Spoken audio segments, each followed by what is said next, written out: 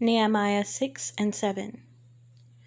When word came to Sanballat, Tobiah, Geshem the Arab, and the rest of our enemies that I had rebuilt the wall, and not a gap was left in it, though up to that time I had not set the doors and the gates, Sanballat and Geshem sent me this message: "Come, let us meet together in one of the villages, on the plain of Ono." But they were scheming to harm me. So I sent messengers to them with this reply: "I am carrying on a great project and cannot go down. Why should the work stop while I leave it and go down to you?" 4 times they sent me the same message, and each time I gave them the same answer.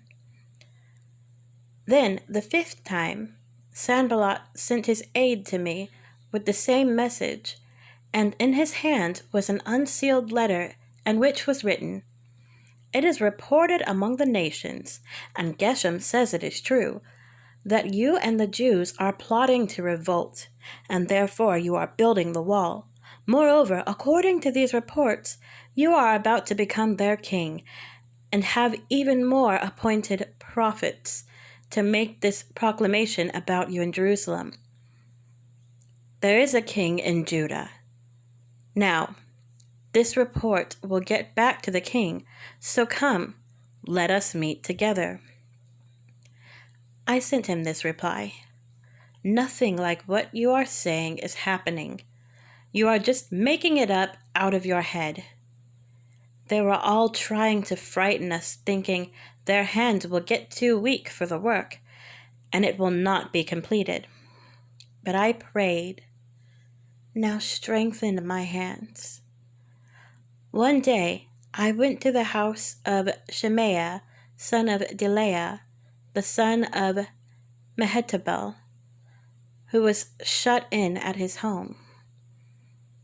He said, "Let us meet in the house of God, inside the temple, and let us close the temple doors, because men are coming to kill you. By night they are coming to kill you." But I said, "Should a man like me run away? Or should someone like me go into the temple to save his life? I will not go." I realized that God had not sent him, but that he had prophesied against me because Tobiah and Sanballat had hired him. He had been hired to intimidate me, so that I would commit a sin by doing this, and then they would give me a bad name to discredit me. Remember Tobiah and Sanballat, my God, because of what they have done. Remember also the prophet Noadiah, and how she and the rest of the prophets have been trying to intimidate me. So the wall was completed on the 25th of Elul in the 52 days. When all our enemies heard about this, all the surrounding nations were afraid and lost their self-confidence, because they realized that this work had been done with the help of our God. Also, in those days, the nobles of Judah were sending many letters to Tobiah, and replies from Tobiah kept coming to them. For many in Judah were under oath to him, since he was son-in-law to Shechaniah, son of Ara, and his son, Jehohanan, had married the daughter of Meshullam, son of Berechiah. Moreover, they kept reporting to me his good deeds, and then telling him what I said. And Tobiah sent letters to intimidate me.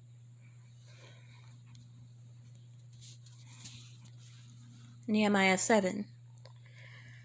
After the wall had been rebuilt, and I had set the doors in place, the gatekeepers, the magicians, and the Levites were appointed. I put in charge of Jerusalem my brother Hanani, along with Hananiah, the commander of the citadel, because he was a man of integrity and feared God more than most people do. I said to them, "The gates of Jerusalem are not to be opened until the sun is hot. While the gatekeepers are still on duty, have them shut the doors and bar them. Also appoint residents of Jerusalem as guards. some at their posts and some near their own houses.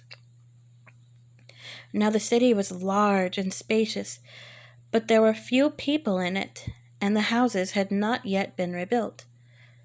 So my God put it into my heart to assemble the nobles, the officials, and the common people for registration by families. I found the genealogical record of those who had been the first to return. This is what I found written there. These are the people of the province who came up from the captivity of the exiles whom Nebuchadnezzar, king of Babylon, had taken captive.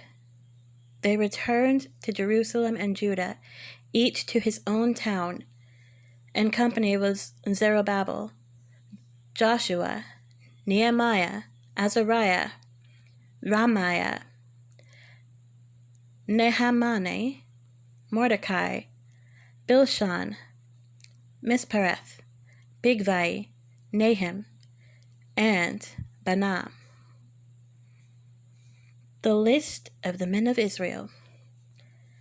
The descendants of Parash, 2,172. Of Shephatiah, 372. Of Ara, 652. Of Pahath Moab, through the line of Jeshua and Joab, 2,818. Of Elam, 1,252. 1,254. Of Zatu, 845. Of Zakai, 760. Of Benui, 648. Of Bebai, 628. Of Asgad, 2,322. Of Adonikam, 667.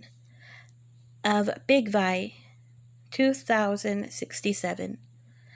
Of Aden, 655. Of Ater, through Hezekiah, 98.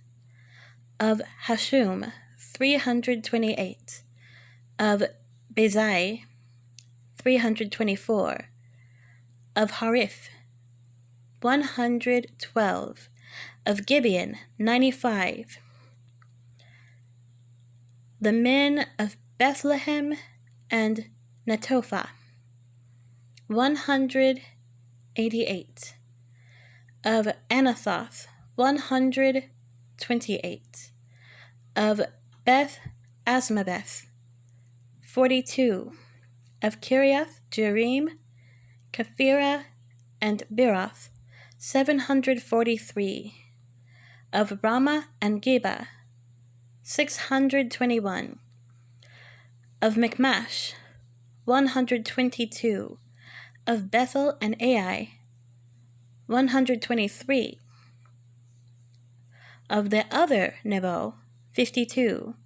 Of the other Elam, 1,254. Of Haram, 320. Of Jericho, 345. Of Lod, Hadid, and Ono, 721. Of Sinah, 3,930. The priests. The descendants of Jedaiah, through the family of Jeshua, 973. Of Immer, 1,052. Of Pashur, 1,247. Of Haram, 1,017. The Levites, the descendants of Jeshua, through Kadmiel, through the line of Hodaviah, 74. The musicians, the descendants of Asaph, 148. The gatekeepers, the descendants of Shallum, Ater, Talman, Akub, Hittita, and Shobai, 138.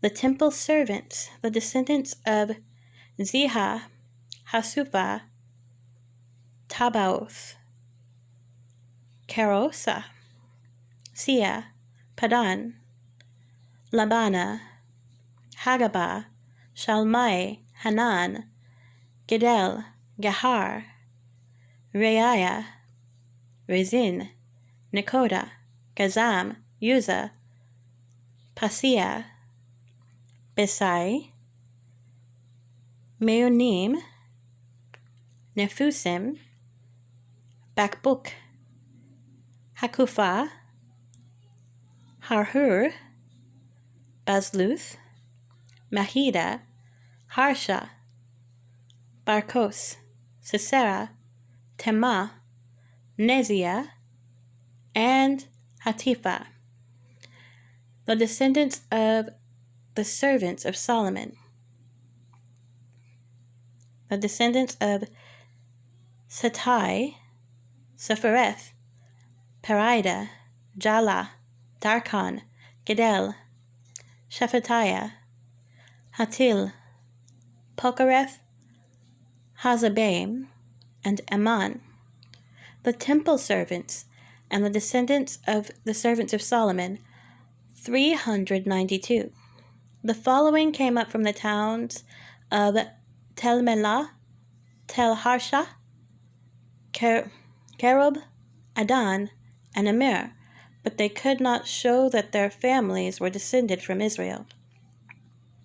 The descendants of Delaiah, Tobiah, and Nekoda, 642. And from among the priests, the descendants of Hobaiah, Hakoz, and Barzillai, a man who had married a daughter of Barzillai, the Gileadite, and was called by that name. These searched for their family records, but they could not find them, and so were excluded from the priesthood as unclean. The governor, therefore, ordered them not to eat any of the most sacred food until there should be a priest ministering with the Urim and Thummim. The whole company numbered 42,360, besides their 7,337 male and female slaves, and they also had 245 male and female singers. There were 736 horses, 245 mules, 435 camels, and 6,720 donkeys. Some of the heads of the families contributed to the work. The governor gave to the treasury 1,000 derricks of gold, 50 bulls, and 530 garments for priests. Some of the heads of the families gave to the treasury for the work 20,000 derricks of gold and 2,200 minas of silver. The total given by the rest of the people was 20,000 derricks of gold, 2,000 minas of silver, and 67 garments for priests.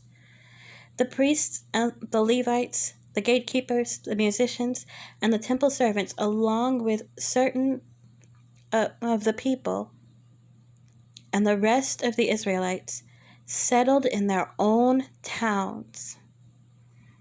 When the 7th month came, and the Israelites had settled in their towns,